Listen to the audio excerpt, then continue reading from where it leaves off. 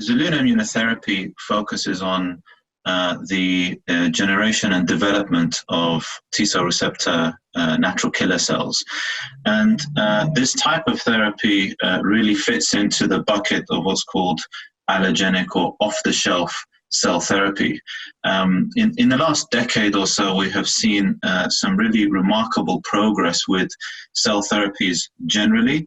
The first wave of engineered cell therapies of what have been on what are called autologous T-cell therapies. So this is where a patient comes in and has their cells engineered in order for them to better see cancers, and then those cells are reintroduced back into the same patient. So autologous T-cell therapy.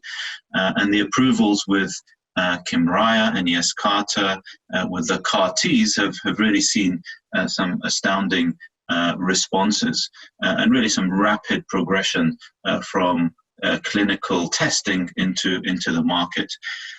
What I call now the next wave of cell therapies is really trying to take the benefits of cell therapy that we have understood and learnt, and to try to make that more of a scalable concept, make that more of a concept that has the immediacy of treatment to patients, and to potentially access a wider patient pool.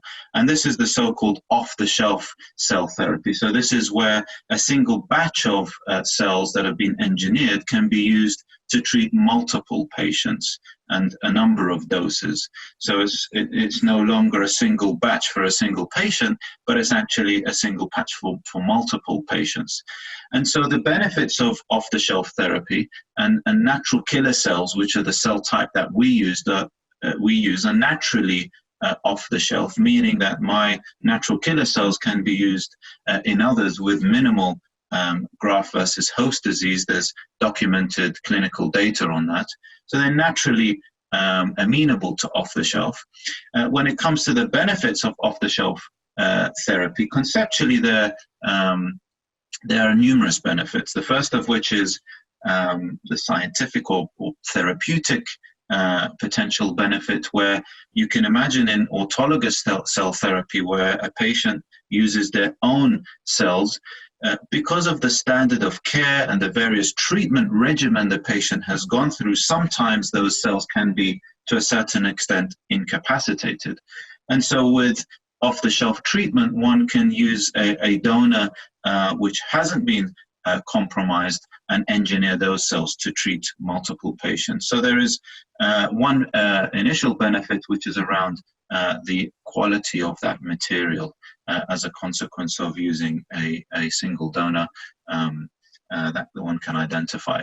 The other is scalability, the possibility to scale and to generate a batch that can be used for multiple patients.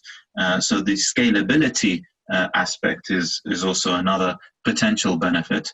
The other is, of course, the immediacy, and this is why the notion of off-the-shelf really comes in, where patients can be treated immediately. Essentially, batches can be produced up front, and patients can then be treated with those cryopreserved doses. And that's a real benefit for patients, particularly for late-stage patients where time is of the essence. The other is cost of goods, and so the process for producing these batches conceptually and in practice would have a lower cost of goods than if one was to produce a single batch of material and therapeutic for a single patient.